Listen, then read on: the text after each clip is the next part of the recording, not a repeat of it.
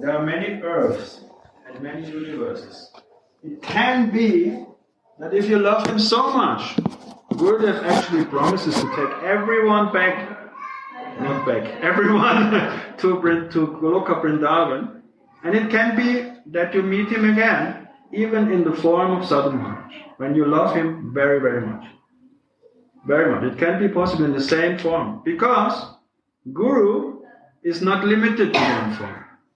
Sometimes we ask ourselves, how can it be that Sadhu Maharaj or my Guru, or any accomplished, self-realized soul, can talk to me about my stupid flight from Germany, very normal talk, and be situated in his Siddha Swarup? How can this be? You understand? How can he talk with me about trivial things, but still be occupied in his eternal seva, in his eternal lila? So this is very, very mystical, because Gurudev is not limited to one form. Guru is in the spiritual, he is in the lila, but he can also be present on earth, in his sadhak deha. Why? Very easy. Because mystic yogis, they can be at many places at the same time. This is one of the cities a yogi can have. This is material. What to speak of a manjari? There's no limit. So Guru Tattva is the most important point, most important aspect, the most important Tattva in our life. And we just sang this beautiful song from Narottam Das Thakur, Sri-Guru-Carana-Padma. And this song is actually everything the sadhak needs to know is there. If a sadhu can explain to you or can give to you. So I heard this from Sadhu Maharaj, from my Gurudev, from Narayan Maharaj. They explained this song so beautifully, so we can share. I can share with you. Govinda Maharaj also. I read one wonderful book, Guru Vandan, small book. Beautifully he explained this song. So many, every line we can see is very, very wonderfully explained and very, very deep. And when we sing this song, these meanings will take form. You will understand. And you will relish it. This is about relishing. Guru Tattva. When I saw the video when Gurudev Sadhu Maharaj was singing these last weeks for Radha Govinda Das Babaji, you can see how much love he had in this singing. So because he knows who Radha Govinda Das Babaji is, and he can see him and feel him. But even in the present body, we can feel so much affection. When I saw Sadhu Maharaj today, I was so overwhelmed. Also sad that he's not here, But this love can be developed when we go very deep in the Tattva.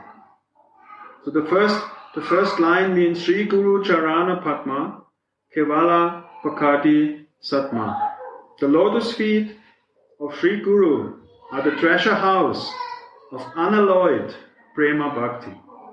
So in this first verse there are so many hidden meanings and beautiful meanings. Many of you know this. Sri-Guru-Carana-Padma means the lotus feet of Sri Guru. But Sanskrit allows you also to extract more, to make the cow a little bit more. We talked today about the word Sri. What can mean Sri? Sri means beautiful, brilliant, shining, best, wonderful, most beautiful. But it can also mean Radhika.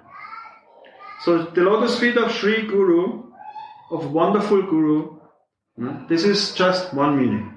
But actually in the Gaudiya Vaishnava Sampradaya, in the Gaudiya Vaishnava tradition, the Guru is actually a very, very close Dasi, Kinkari of Sri Radhika. So Sri Guru Charana Padma can also mean Guru who took shelter at the lotus feet of Sri Radhika. Or Sri Guru is very, very close to Radhika. Or another one, the lotus feet of Guru are very close to Radhika. But it runs to the same thing in our tradition. It is, Guru is very, very close to Radhika. Why is the word lotus feet used? I love this so much from Govinda Maharaj. He is explaining this, why the flower lotus is mentioned. Several reasons. First one is, the lotus flower is standing in the water, right? And is not touched by the water. The water will go away from I cannot explain. It cannot touch the lotus flower. It's just like a Teflon pan. You put water on a pan. It's just water. Yes. The drop of water, when you put it on a lotus flower, it will just, and the lotus flower is unaffected. So in a similar way, Sri Guru is right here in this material water, but he is not affected by the material world. You can see this. This is one quality of Sri Guru. He is not touched by material qualities, greed, envy, and these things. So therefore, this is the first one, lotus. A lotus is in the water, but not touched by the water. Second, when you are blind, when you have cataract, I think it's the word, this grey star, when your eyes are not working properly in Ayurveda, the oil can be made into a salve, was heißt salve auf Englisch? Paste, and can be applied to the eyes, and then you can see again. It helps recovering sight from the lotus extract. So this means that Sri Guru, by his power, can make you see, can cure you from the blindness of material life. Therefore, it's called the lotus feet. And the next one is also nice. This is also from Govinda Maharaj. He says that the lotus opens during the day and closes during the night. So when we approach Gurudev in a humble position, he opens up. And when we approach Gurudev in a very arrogant and challenging position, he closes. Like a lotus flower. So I like very much these three meanings of the lotus flower. Very beautiful. And then he said, Kevala Bhakati Satma. Satma means house. Why is it called house? Why Narottam Thakur is saying house? Because everyone at the Sri Guru, everyone can take shelter. Like a house. Everyone can live in the house. A house has a strong foundation, a wonderful living room, everything beautiful, and everyone can take shelter there. There's prasadam, there's everything. So Gurudev is the alpha and omega. It's like a nice house. You don't have to worry for anything. And what kind of house? It's called Kevala Bhakati. Kevala Bhakati means highest bhakti, purest bhakti. What is the purest bhakti? That's Braja Prema. The mood of the Vrindavan gopis, the Manjari. This is Kevala Bhakti. But Rupa Goswami is saying in Bhakti Rasamrita Sindhu, free from any desire, free from speculation, free from anything, just very pure. And the gopis and Radhika, they have this Kevala Bhakti. Actually, it's also Raga. It's a hint to Raganuga Bhakti. Similar. Synonym. Raganuga Bhakti, this is what Guru gives. Today, Sadhu Maharaj wonderfully explained the difference between Vaidhi and Raganuga Bhakti. Lord Chaitanya says, everybody worships me in this world with awe and reverence and fear and everything. And he says, personally, he is Radhika. He says, I am not attracted to all this Aishwarya and all these rules and regulations in Charitamrita. He says, I am more delighted by the love and by the attachment and the affection of the rag you bring to me. So Sri Guru is a treasure house of this Raganuga Bhakti, of this Braja Prema. Then it is said, Bandha Mui Savadana Mate. With great care, I worship his lotus feet. This means that we should be very careful, because familiarity breeds contempt. If you go too much into personal contact, it can also backfire on you, and you see him as an ordinary human being. When you are too close, it can affect your devotion. You have to be very careful not to do things in front of him. There's many things. Not to step over him, not to command him, not to do anything improper. Sadhu Maharaj is very forgiving, I know that. But you should very carefully worship the lotus feet of Sri Guru with great care, not to do anything wrong. He represents Krishna, in our point Radhika, the Dasi of Radhika. Yahara prasade bai, ebava toriyo yai, Krishna prapti hoy ya hoite. This is same like Vishwanath Chakravarti Thakur, and here you can see that all acharyas are pulling the same strings. Yasya prasado bhagavat prasado yasya prasado nakati kutopi. Narottam Das Thakur is saying the exact same thing. Yahara prasade pa epavato riyoyai. Krishna prapti hoy ya hoite. By the mercy of Sri Guru, O brother, Gurudev said today, O mind, be my own mind. No? O brother, talking to himself, one can cross over the material ocean and attain Sri Krishna. Only by the mercy of Sri Gurudev. Why? Because he is close to Radhika. Therefore, by his mercy, it is said in the Shastra that when you serve Guru, when you love Gurudev, there are six enemies, I think, of the soul, like envy, like jealousy, greed, anger, lust. All and Narada Muni, he's giving in the Bhagavatam to each of these example to help, to cure. For example, when you are envious, you give. When you are angry, you show compassion, counteracting all these negative elements. And then Narottam Das Thakur says, no use. You don't need to do this. If you serve the lotus feet of Gurudev, all these negative energies, they go away. Beautiful. Wonderful. They go away. There is said in the Bhakti Sandarbha that Krishna Bhakti and Radha Bhakti is wonderful. But Jiva Goswami is saying there is even one thing higher. Jiva Goswami is saying, he's Manjari. He's saying, it's wonderful. Of course, it's our goal. But there's one thing higher. There is Radha and Krishna Seva. But there is one thing higher. There's Guru Seva. In the Bhagavatam, Krishna is saying, one who serves me is nice. But one who serves Guru, I am much more pleased. I think in the Bhagavad Gita he's saying a similar thing. The friend of my devotee who serves my devotees is better than serving me, more dear to me. And in the Bhagavatam he says, if you serve Gurudev, I am especially pleased. Also, I like this very much, because Krishna I don't see, Radhika I don't see. I'm not at that level, but Guru I can see. So if you focus your mind on the lotus feet of Gurudev, it's higher than Nikunja Seva. Can you believe that? It's very wonderful. This is this channel system, it flows through the feet of Gurudev. And therefore we can feel this happiness, this extreme, powerful medicine. I find this wonderful. Jiva Goswami is speaking of, I don't know the Sanskrit, but I know the English word, special Seva. Special Guru Seva, ordinary Guru Seva and special Guru Seva. If you serve, it's explained like that. If you serve Guru to please Krishna, this is ordinary. But if you if you serve Krishna to please Guru, this is ordinary Seva. But if you serve Guru to please Krishna, this is higher. Jiva Goswami said this is special, very special seva. It brings Krishna more satisfaction than serving him directly. One very wonderful. Krishna prapti hoy ya hoite. One can cross over this ocean. And in the same thing in the samsara, yasya prasado, bhagavat prasado. The mercy of the Lord is not attainable without taking shelter of nakati kutopi. Nakati, no goal will be attained. Nothing. So by the seva to Guru, by Guru's mercy, everything is possible. And I witnessed many souls coming to Sadhu Maharaj and their life is changed. So how? Because of that. Because the principle of Guru Tattva is so powerful.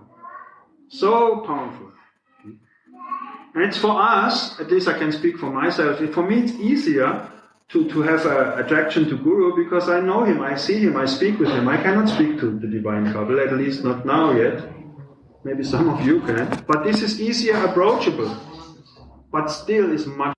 Then the next is Guru Mukha Padma Vakya Chitete Koriya Aikya Aina Koriyo Mane Asha. Make the words coming from the lotus mouth of Guru one with your heart. This is the most powerful principle in devotional life this year. The ears is the connection to the heart. The more we hear the words of Gurudev, the more we love him. And the more we love Radha and Krishna. Simple. So therefore, it's so nice to always hear your Gurudev. And it eliminates all struggle. I can speak from experience. All these discussions, all these useless debates, You follow what your Gurudev says and you respect everything else. But for you, it's what your Gurudev tells you. Here is it written, Guru Mukha Padma Makya Chitete Koryo, Chitete, mind and heart. What Gurudev says is gold. Bas. And what everyone else says, Jai. No comment, no degrade, no nothing. Just, I had to learn this the hard way. But it's like that. You have to accept everyone. But what Guru is saying to you is your life. Make it your heart. Make it one with your heart. And then when he's happy now, Tamdana Thakur said, do not aspire for anything else. Oh, maybe some other sadhu knows more. I go to him. And this is actually not very nice. You can go, openly you can go, but if you hear something different from the words of your Gurudev, then you take distance and you confirm with your Gurudev. If you have a Shiksha Guru and he says, for example, something different than your Gurudev, you stick with your Gurudev. Always. We can have many Shiksha Gurus, many instructing, many advices, but always Chitete Koriya Aikya. Make it one with that, what your Gurudev is saying. Otherwise you will lose this mercy. You will betray him also. I like much more what this is saying. This is okay, Gurudev, but this sadhu from Barshana or from Govardhan or from whatever you can type in your name is much higher. I go to this, but I don't tell Gurudev. You cut. The pipeline is cut. It's not good. Always stick to the words coming from lotus mouth of Sri Guru. And fortunately, a Sadguru who is proper, who is self-realized, he will never say anything else. There will be no discrepancy. I experienced this also with many sadhus. They will say the same thing. In the same lineage, same thing. Even in the other parivar, Advaita parivars. If the truth is truth, they will not variate. But your business is not to discuss these things with other people, but only what Gurudev is saying. Aina Koriyo Mani Asa. Do not aspire for anything else. Not easy. I know. But very powerful. Sri-guru-carana-padma Rati Ese. Now comes this point. Ese Uttama Gati. Ye prasade pura sarva asha. What I just said. Sri-guru-carana-rati, attraction to the lotus feet of Sri Guru is the greatest attainment. Everyone says, no, Praja Bhakti is the greatest attainment. Radha Dasam is the greatest attainment. No. How can you attain it? Through Gurudev. Guru Manjari. You cannot say, no, of course it is the highest goal, but it's not. His mercy is more important than this. Here it's plainly written. Sri-guru-carana-padma Ese Uttama Gati. And now and Baba is in one explanation I read that actually it's like ghee. It said that ghee is the same as a good life. How can this be? What has ghee to do with life? And the point is made that actually ghee is making your life perfect. So it's on the same level like your life, the same like life. So here Guru's lotus feet is the highest goal. Because when you reach and you serve his lotus feet, automatically you will be at Nikunja Dasi. Kingari in the Nikunjas. Clear? Very clear. Ese Uttama Gati is the highest goal. And now someone can say, why? Why I have to go to Guru? Why not directly to Radha and Krishna? They are lovable. They say love and action. I go directly to Radha and Krishna and serve them. I don't need Guru. Very good. Try. Go. Try. Same in the material world. It's the same. I want to be a doctor. I go directly and make a nice practice. I don't have to study. Even in the material life you need a master to give you all these things. What to speak of the spiritual world. And the plain answer, why I need Guru? Very simple. Because Krishna wants it like that. Bas. And the discussion is ended. Because Krishna himself, he went to Sandipani Muni and he himself took Diksha. Mahaprabhu went to Ishvarapuri and took Diksha. So why we have to take shelter of Gurudev? Because Krishna wants it. This is for me, this is enough. So Guru's lotus feet is very, very important. Ye prasade pure sarva asa. No? And then he said, all desires are fulfilled. Actually, I heard also material desires can be fulfilled this way. But the sadhaka can never praise for fulfillment of material desires. But I heard it can be also. He has the power to do this. I saw Sadhu Maharaj arranging many material circumstances to help you in the spiritual life. But our intention should not be like that. Here, fulfillment of desires means attaining your Svarup. Clear and end. This is the fulfillment of all desires. To get the ticket to Nikunja Vrindavan. That you can be there. This is the fulfillment of all desires. I speak freely now because we all have the same goal.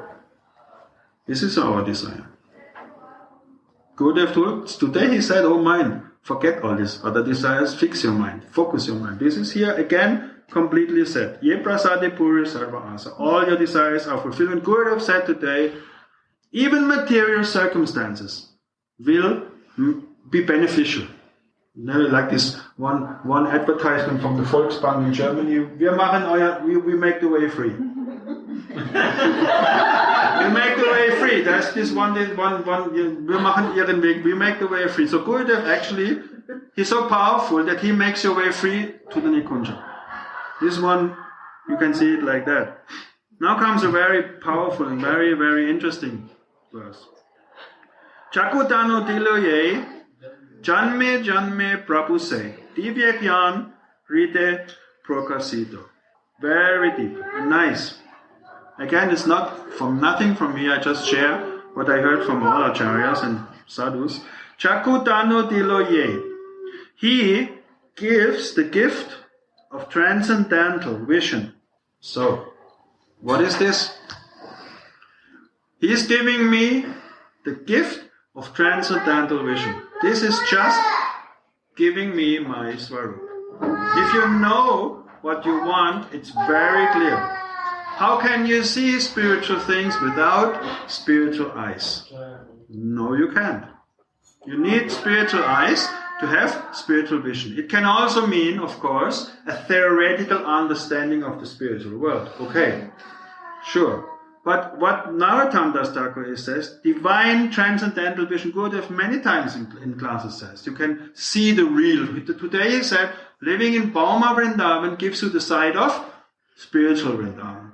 And how can you see the spiritual Vrindavan when you have the eyes? And today he said, only when you are in your Svarup, when you realize the Svarup. It's not cheap, I know, it's a long way to the top.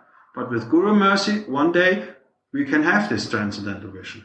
To see transcendental. Gurudev said first you see your own Svarup and then you can see Gurudev.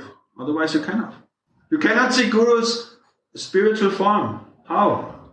First you have the eyes to see him. And Radha Mohan in their real form, you only can see when you are yourself. When you are your Svarup. And in the Shastras we can see, I'm talking now about very high levels of bhakti, but it is possible in this life that at some stages you get spurtis.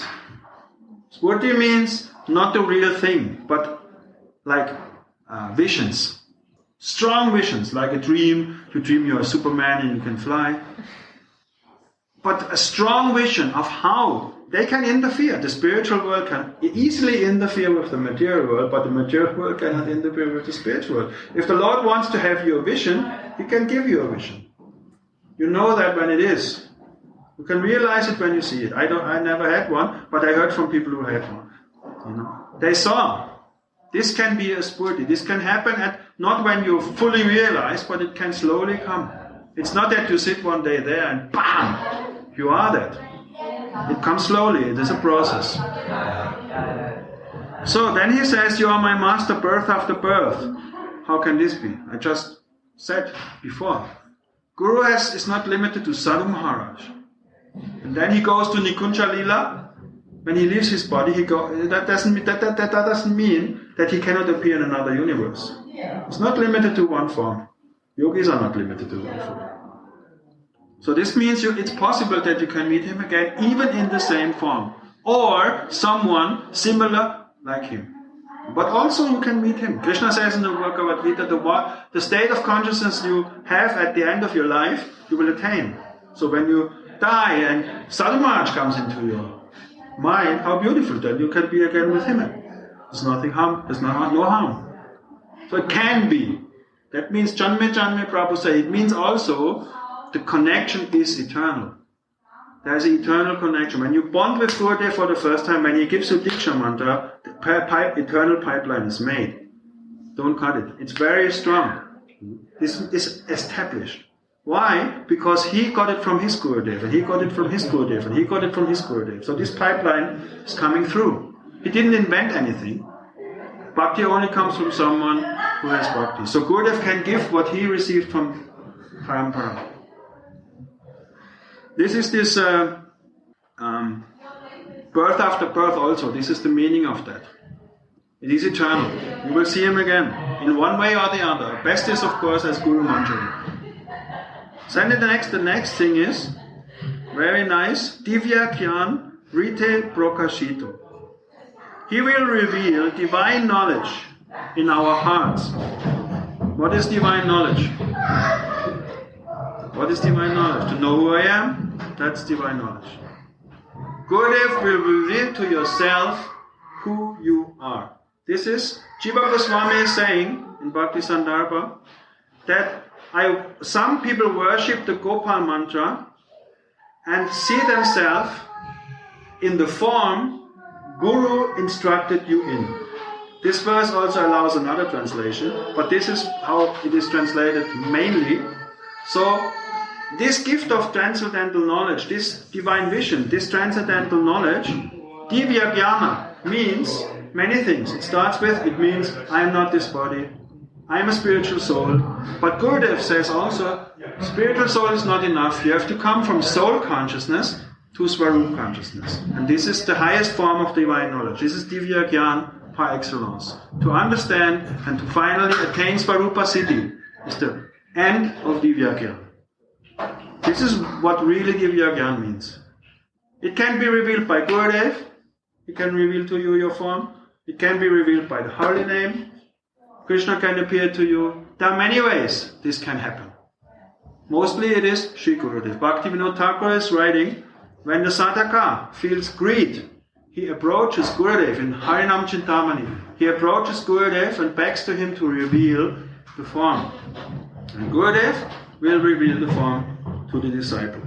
If Gurudev sees the disciple fit, then it happens. Now this is actually what is meant by Divya Gyan, divine knowledge. Who am I really, and what is my part in the big theater play? It's like a theater, you get a role in the eternal Leela. What is my part? What I desire. Narottam Das Thakur, now we have the unripe stage. We sit down in our meditation, and it is like we imagine a movie, okay? When you read Vilapa Kusumanjali and you have all these pastimes, you imagine it like a movie. This is sadhana bhakti. Then comes bhava bhakti. Emotions come to this lila. Still, you're good as many times he said, you have to think yourself witnessing the lila and taking part in the lila. So at one point, it is just mechanical. I speak for myself, it's mechanical. You imagine it. Some say, no, you cannot imagine. It's not allowed. You can. Now it turns out, I can read you the verses of Prema Bhakti Chandika 55 and 56. What you remember now in your Sadak Deha, you will get in the Siddha Deha. It is the unripe process from an unripe mango, ripe mango. How much time there is in between, who knows? Nobody. Only Gurudev knows. You cannot know. You cannot make judgment. But it is true that at one point we start meditating. Otherwise, why do we have deities and why do we have pictures? If it is not allowed to have this, it is said in the Bible, you don't make an image of God. True. Don't manufacture one. Take this, or that, or this, or Nishinga, or Vamana. Don't worry. One is the bona fide one. And then you start with that, and it is so powerful. And Jiva Goswami, what is he saying? How Krishna reveals himself? Nama, Rupa, Guna, Lila. First name, we chant. Then Rupa, his form comes. Then comes Guna, how is he? Then comes the Lila. It takes time. I'm not saying it's a very cheap process, and I sit here and I'm now with Krishna. You would fall down. This is sahaja. But it comes in a process. It very, very much comes in a process, and it's completely okay. It's the unripe stage, means you imagine these things. Not imagining like, I do what I want. Krishna has now a Bayern Munich t-shirt. Play soccer. This is not correct. But imagining here means actually from the image. This image. And your heart gets purer and purer and purer and purer. Vishwanath Chakravarti Thakur is saying this. The purer the heart gets, the deeper this meditation gets. It's not fake. In the beginning, it means fake it until you make it. You have to really, it's true, you have to do this. And this is coming by hearing. It's both. Hearing, chanting. Hearing, chanting. Smaranam, actually, really Lila Smaranam means very high stage. I agree. High stage. But we are not doing Lila Smaranam in the beginning. What means Smaranam in the beginning? You meditate. What did Gurudev say at the end of the class? Digest what I told you. Think about what I told you. So the beginning stage is you read the pastime of Radha and Krishna. Let's say water sports in Radhakund, where they splash each other and have these things. You can read that and you sit down, chant Hare Krishna, Krishna Krishna. And you think about that and think, chant and think. It both makes it, it's like one is giving the other fuel, Both are parallel power. And to do this, and you sit there and everything else disappears. This is the beginning stage. You start with this, and then it gets more and more. Gurudev is saying like that. Smaranam please understand, I speak from my point. Smaranam means I read something and I meditate about it. But Lila Smaranam, the stage where I can now tell the difference is, you don't do anything. The ripe stage is, you sit down and chant Hare Krishna. It is there. You don't have to read anything and imagine anything. It comes. This is the high stage of Lila Smaranam. Many people say, you don't, this is agreed. This is the highest stage. But Narottam Das Thakur says in the beginning, you have an unripe stage and you come to the ripe stage. And this is a process. Divya Gyan Rite Prakashito. This is this divine knowledge within one's own heart. Of course, this can only begin and take really place when we purify our heart. By hearing and by chanting. Now, Sanatana Goswami is saying the more you chant, the more you will want to hear. And the more you hear, the more you will chant. It augments each other. It goes up and up. This is very important. You try. Perfect. You read something and you sit down and meditate. You don't need to chant with it. It's powerful. But you also can sit down and you think about, wow. Yes, I can show you an example. Radha and Krishna is leaving for the forest in Vrindavan. Everyone can picture that. The cows are making a huge pile of smoke and they go, dust, and they go to the forest. And then Radhika goes to the tower with the gopis. And you can imagine this scene. In our methods, Krishna is bluish, Radhika is golden.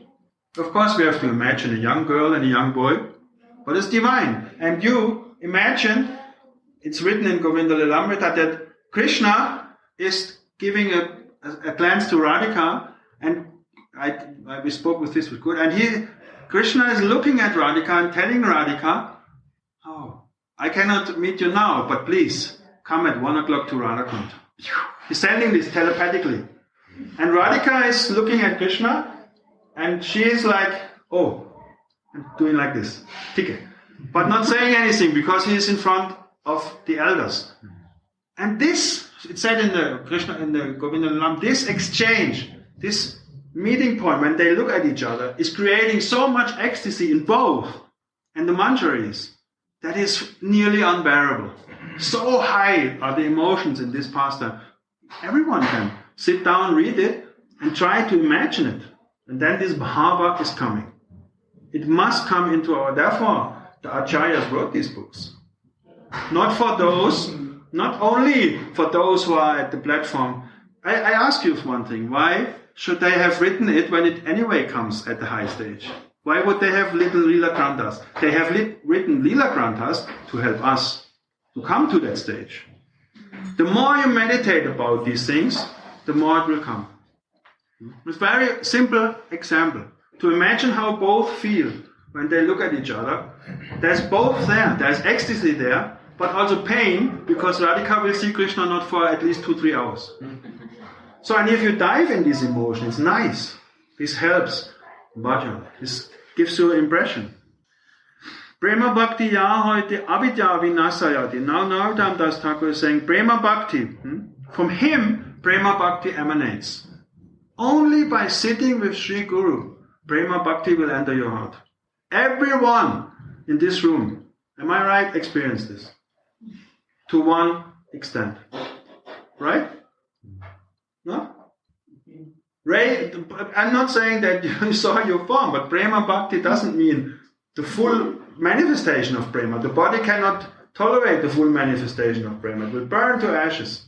But Prema enters in little rays. Prema is coming like the sun. Rays will enter your heart. And you will feel it when you're happy. When you're with Gurudev or with any Sadguru, there will be a feeling of happiness you cannot experience in this material world. Am I right? This is Prema Bhakti. This is the beginning of Prema Bhakti. It's not that at one point the full Prema will come and you will fall down and take birth in Bauma Vrindavan. It's not true. It comes step by step. It comes in rays. Jiva Goswami is saying as a commentary in Bhakti Rasamrita Sindhu, like the rays of the sun, Prema is coming. And now comes a very interesting point. It drives away the anarthas. Duh. You see? It's not that the anarthas have to be gone and then Prema comes. It's completely the other way around. If you want, I can give you the verse. Madhurya Kadambini. Vishwanath Chakravarti is saying, Vikiritam, hearing pastimes of Radha and Vilas Rasa Leela, is driving away lusty desires. Reading Govinda Lilamrita is driving away lusty desires. I just wanted to say, please explain what anarthas are. Yes, sure. It comes, and by this power, all anarthas means unwanted things, which we don't want. Envy, greed. It doesn't matter, lying, stealing, smoking ganja, whatever. I don't have to go, I don't want to go in this subject matter. I just say unwanted things. Okay, let me make a definition. Things which hinder you progressing in bhakti. These are anarthas. And anartha, this is one of the stages. Anartha nivritti is a huge time span. It's not finished. Even at the stage of bhava bhakti, traces of anarthas are there. Remember Chatabharat, who looked at a deer and he take birth as a deer. He was at the stage of bhav. So Rupa Goswami gave us these stages of bhakti: sadhu sangha, shraddha, sadhu sangha, bhajana kriya, anatta nivritti, nishta, ruchi, and again and on. But anatta nivritti starts with bhajana kriya. It starts when you start bhajan. Finish. And bhajana kriya starts with, Rupa Goswami say, diksha adi shiksha. Guru pada shraya diksha shiksha. When you take diksha, really bhajana kriya is starting. Before diksha, it is not really bhajan. It is, Bhaktivinoda says, bhakti avas. It is the stage before bhakti. When you receive diksha, Jiva Goswami without diksha, he's saying, you cannot even worship deities. You can, but it's really fully present when you have Diksha mantras. So this is the stage Bhajana Kriya, but Anartha Nivritti is a very long stage. But hearing about the pastimes of Radha and Krishna, and the Acharyas say, especially with the gopis in Vrindavan, Narayan Maharaj has so many times made this point. In every lecture I hear, in the end, he's saying this. Therefore, many people ask him, Narayan Maharaj, why are you talking about the gopis always at the end of the class? He's saying, because this is the most powerful way to drive away all that you don't like. To drive this, make the heart pure. Shastra confirms. Prema comes and everything goes away. You don't have to be pure that prema will come. It's not correct. How will you get pure? I'm asking. How will you get pure if you have no taste? Not correct. Therefore, hearing is the most important thing. And then prema bhakti comes in. Srila Jiva Goswami say rays. It enters the heart as rays. And then the sun. But the sun we cannot tolerate. We have to take birth in Prakat Lila. Not able. This body is not able. Taking birth is also not. Yeah. You understand what I mean. The higher stages of prema cannot be tolerated in the material body. Many saints, they gave up their lives with the fever of 42, 40 something degrees because of prema. And then they left the body. Prema is the highest stage. Short before prema, we have to leave this body. Prema bhakti yahoite avidya vinasayate. Avidya means unknowing, ignorance. All ignorance will go away. And everyone experience today how sorrow and everything is going away when you are in the presence of a Mahatma. You don't think about your job, your worries, everything is going away. So this means this avidya, ignorance, is going away. The moment you remember Gurudev, ignorance has no chance. Try. It's possible. It's a process to work on. Vedika Yahana Charito means the Vedas sing the glories of such an exalted person. Sri-guru-carana-padma Athama Janara Bandhu Lokanad Lokerachivana. Sri-guru is the ocean of mercy, Karuna Sindhu. He is the ocean of mercy. Without his mercy, and the Bhagavatam has said the orders of the body is like a ship to cross the ocean. The order, and the captain is Guru, and his order is the wind for the sails. Nice, Bhagavatam, nice example. Sri-guru is the ocean of mercy, the friend of the fallen. Yeah, we are in the material world, not that we fell down, but fallen here means that we are in a miserable condition, eating meat and having no understanding of God. But he, Gurudev, he drives this away. He is the friend of the fallen, and I like very much that he uses the word friend. It's not a brutal authority figure who punishes you like Christian heavy philosophy, but a friend. I always like this aspect, Guru as a friend, but a respected friend, still friend. Like a good friend who helps you out of this misery. Lokanad Lokerachivana, O Master, please be merciful. And the soul of everyone. Here also is a double meaning because the Guru of Narottam Das Thakur is Lokanath Goswami. So he is the friend of the fallen and the soul of everyone. Gurudev is our soul. I just told that special seva is Guru seva. He is our soul. He is our life and soul. That's what is meant here. This is my life and my soul, Sri Gurudev. And here also Lokanath means not of everyone, but his master. Narottam Das is saying, Lokanath, my master is my all in all. Ha Prabhu Korotoya Deho Mori Parajaya. Ha Prabhu Korotoya Deho Mori Parajaya. Please be merciful upon me. Now Narottam Das Thakur is taking the humble position and he say, Ha Prabhu Korotoya, please, Doya. What is it called? Shri Krishna Chaitanya Prabhu Doya Koromore. It is Doya. It's mercy. Please give me mercy. Deho More Parajaya, at the shade of your lotus feet. And we already explained what it means, lotus feet. Tuva Pade Loina Sharana. Please be merciful and give me the shade at your lotus feet. At your feet I have surrendered. Gurudev today also he said. What means surrender? It means to make the words and instructions of Sri Gurudev my heart and my soul. This is what means Sharanagati. Bhaktivinoda Thakur is giving a huge example. 6 steps, I think, of Sharanagati. I don't know exactly them by heart. But it means that you start with this. All what Gurudev is saying is your heart and soul. That is what Narottam Thakur is saying. Ipayasha Kushuk Tripuvana, your fame, he wishes, may be proclaimed throughout the whole universe. He's wishing that. He's saying, please, you should be known Every disciple is thinking like that. My pure Gurudev is so wonderful, I want that everybody knows and loves him.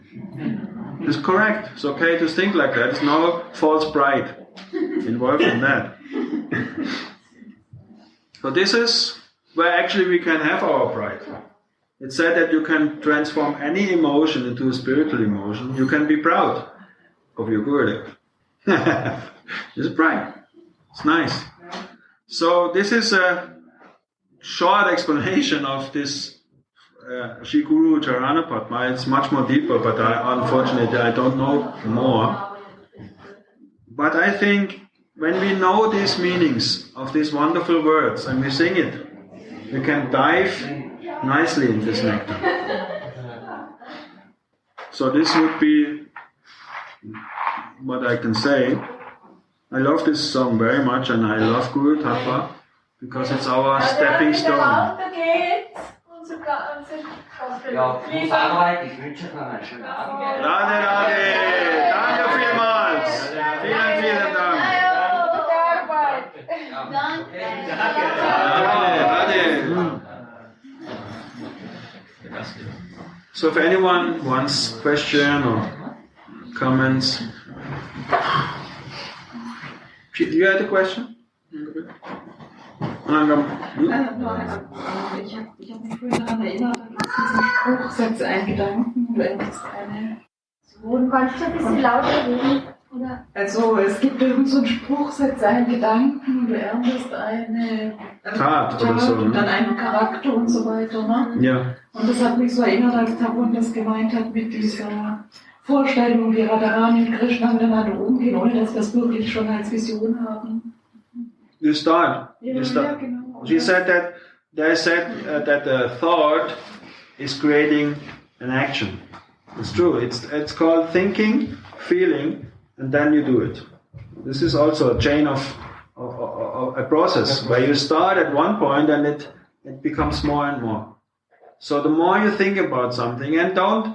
Our mind is saying, I'm not qualified for this. What did Gurudev say today? What is your qualification? Yes. I'm greedy, and you see, when you're greedy, you get this literature. You can read it, and you read. You will see what it makes with you. This greed is the old Rupa Goswami saying, where greed is sold at every marketplace, go and get it. Get this. Take it. You get it from the Rasiks. You get it from Gurudev. There is no Bahuka Bakruk. Our Gurudev is saying, our qualification is our disqualification. Ich habe tatsächlich noch eine Frage, ein bisschen vielleicht in eine andere Richtung, die mich schon länger beschäftigt. Ich meine, Gurudev hätte mal was gesagt, dass es also es gibt göttliche Liebe und es gibt Liebe, aber was ist der Unterschied? Yes. She's asking about divine love and material love. Also was meint Gurudev, wenn er über Material Love spricht und was meint er über Göttliche? Yes, I understand. It's very high subject and very deep. It is not true that there is no love in this world. Some people say that there is absolutely no love in this world, but it is true that it is not pure love which is in this world. Yes. Shadow. Yeah. It is not pure, and it is a shadow. What this means is that in the material world, love is on a scale. How can I explain? You can see, the more the love is tinged with selfishness. Conditions. Yes, then it is conditioned. Yeah, it's conditional. So that means, if you have a scale from 1 to 10, this is the highest love in the material world, Prabhupada said, is the mother, and Gurudev said today also, is even somehow spiritual. No? This is the highest love in the material world. So, but it is not that there is actually no love in the material world. One can say that there is no love from the material world. There is no love from it. You cannot gain love from the material world. It's not possible. I cannot love the smartphone. This is egoistic. This is selfish. You cannot love a thing. So you only can actually love a living being. Everything else is possessive.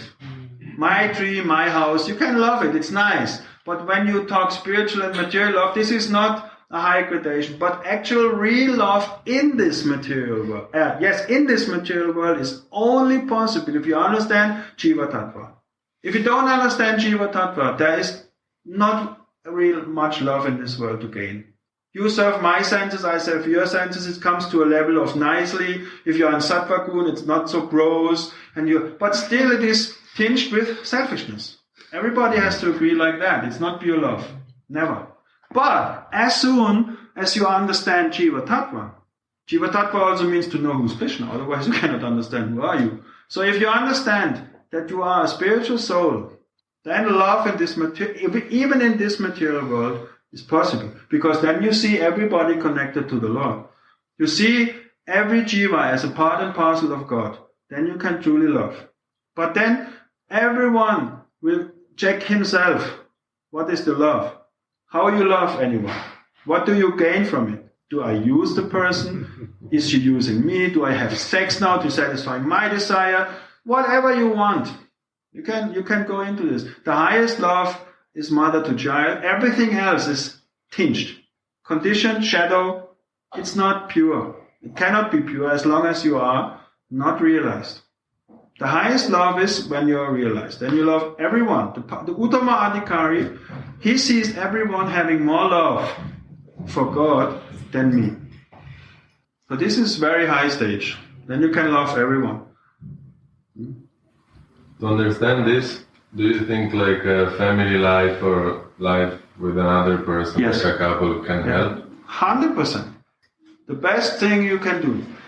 Gurudev saying this based on, look at Chaitanya Leela, Mahaprabhu's Leela. Nearly everyone of Mahaprabhu's associates, they have been grihastas, householders, living with a family. Nityananda Prabhu, Mahaprabhu himself, for God's sake. In the Gaudiya Vaishnava tradition, actually, nobody really worships Mahaprabhu shaven as a sannyasi. No, not. This is not Madhurya. This is Aishwarya. He did this for a reason.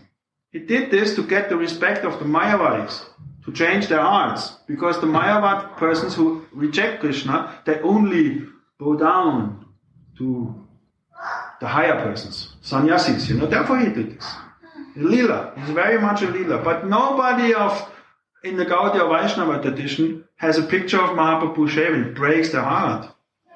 He's so far away from Radhika, but when he has his long hair, much more Radha Bhav is coming. This is very subjective. I'm not saying that worshipping him as a sannyasi is bad, but the rasa you get from worshipping as a household is much better. So you see Advaita Acharya married, Nityananda married, Gadadhar married. I can go on. Goswamis have not been married, but in the beginning they led family life. Raghunathas Goswami was married, but then at a certain point they rejected the family life and went. But not in the beginning. Raghunathas Goswami was a family man and he thought he made a lila. He's a freed soul, but he played the lila to teach us. He said, now I can give up. Many of us think, oh, come on, this is shitty material life. I go Radhakund. And I stay Radhakund.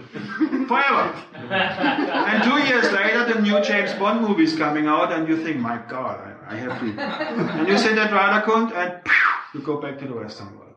Same happened. Raghunathas Goswami is teaching us this example.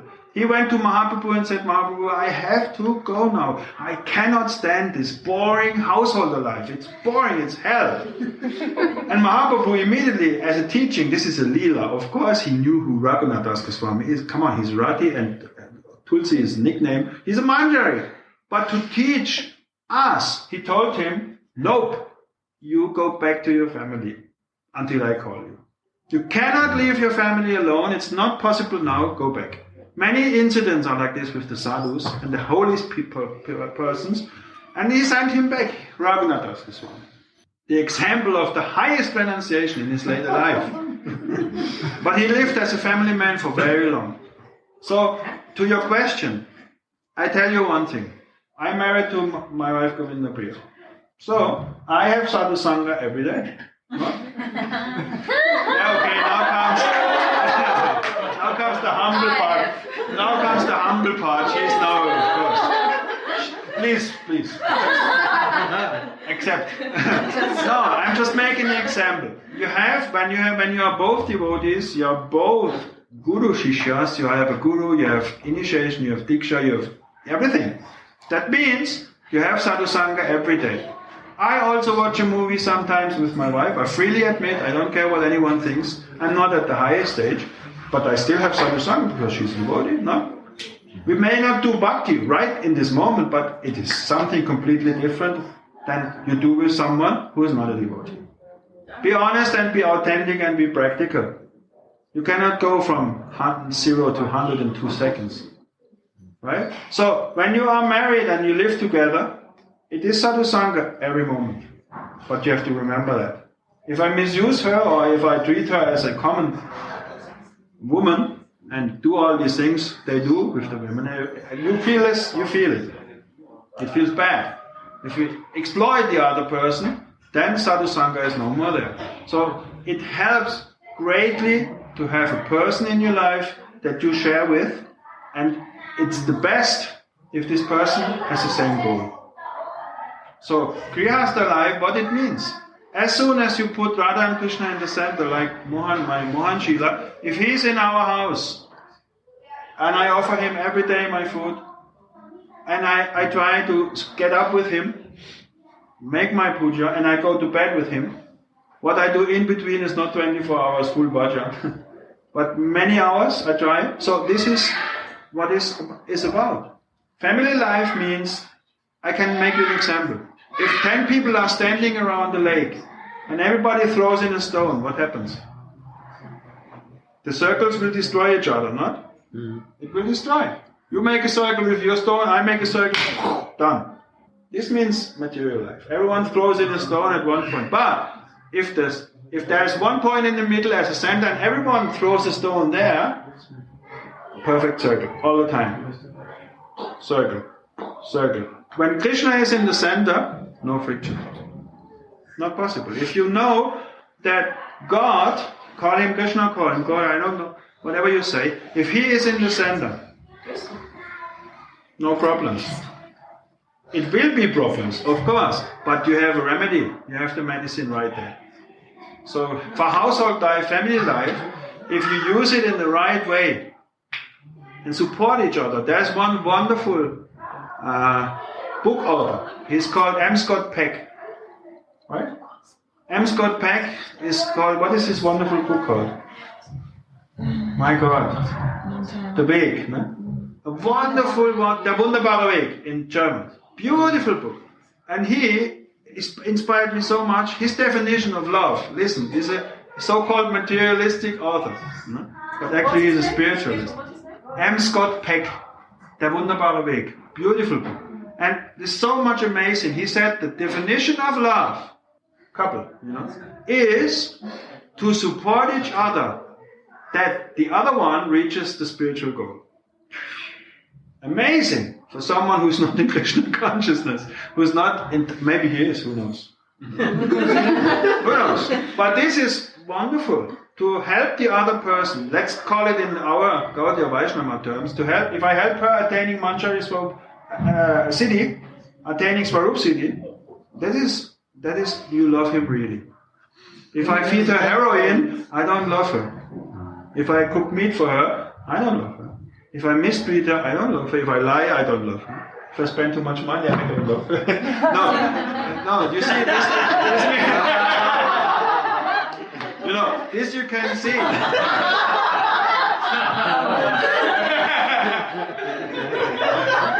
No, I'm just making an example, funny. You see? This is very important. What? No. I'm just joking. You see, like this, you can feel it yourself. How much are you on a exploitative level, and how much are you on a supportive level? This is the barometer, the thermometer. You can see how you will always. Sometimes there is a difference in opinions, and you struggle. But if you always bring the boat back to the goal, and then it's very healthy if you have a partner in your life. I tell you frankly, in the Shastra it's written, brahmacharya for this life, for this Kali Yuga, is completely not recommended. Even sannyasi is very hard to keep, and not really recommended. Only for very exceptional persons. So this age is for Grihastha, but correct use. Nityananda had 2 wives, so now you can critique him. But he's Nityananda, he can do it. You know. So this is family life means supportive. What can you do more better for a soul to give birth in a Vaishnava family? All these children who run here around, how lucky are they? It is said, when a soul takes birth in a Vaishnava family, you take the dust of the lotus feet of that child. Because this child has thousands of times more subhidis than you. Maybe, not you. Of course, I'm speaking now, I'm speaking if you have Diksha and if you have a Sadguru, of course you have huge subhidis. But you understand my point. The upbringing is completely different. When I saw these boys today, immediately you have to... Because they take birth in a family of Vaishnavas. I ate so much meat, man. They will never touch it.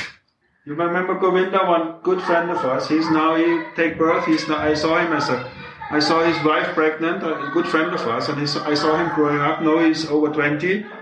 He never touched meat. Never. He's not into bhakti per se, a little bit, but he never touched. Actually, it is said if you don't touch meat in this life, it is better than all yagyas you can do. All yagyas, all these huge rituals, sacrifice, all these things. If you don't touch meat, it's much more powerful. All merits will come to you. Therefore, it's so powerful, Prem Prasad, Kijay, to serve the people, Prem Prasad. It's the most powerful way in this age. Powerful. Very powerful. People don't know what they feel. Sometimes they get laughing flashes, they laugh like anything.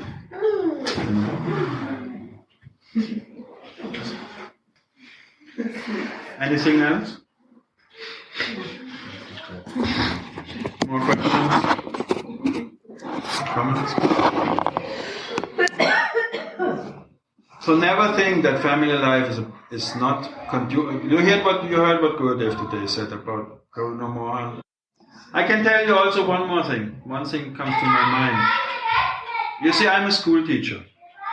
I was now, before I came to Karuna's place, I was now 3 nights I'm a teacher in the first grades, and now I was with the 4th grades. I was in a field trip, Schullandheim in German.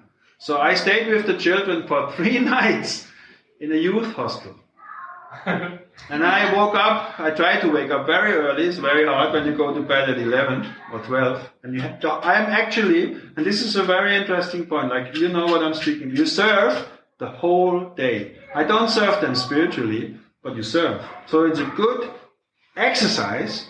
I get up in the morning, I do my puja, my diksha mantras, my japa. Sometimes I could do it nicely, then I get tired and tired. But the main thing I did, and at 8 o'clock I had to go down to the breakfast. I arranged with the teachers, they get up at 7 and wake up the children. I said, no, I don't do this, I have to do my meditation. They accept and it's very nice. So I went down at 8 o'clock, and from 8 o'clock from the breakfast until 8, 9, 10 in the evening, 10 was lights out. And sometimes I went to my room for 15 minutes or 20 minutes, but I was engaged the whole day. But I never felt, I asked Gurudev this. He said this is also seva, because you serve the sick, the children. You are nice to them, you help them, this is also seva. It is not Nikunja seva, of course. But it is a good practice to be selfless, because you have no freaking time for your own. Very interesting thing. I could not say you can go away. They come, Mr. You cannot say, shut up now, I chant. It's not possible. So you have to be there. And I came home and I was not tired.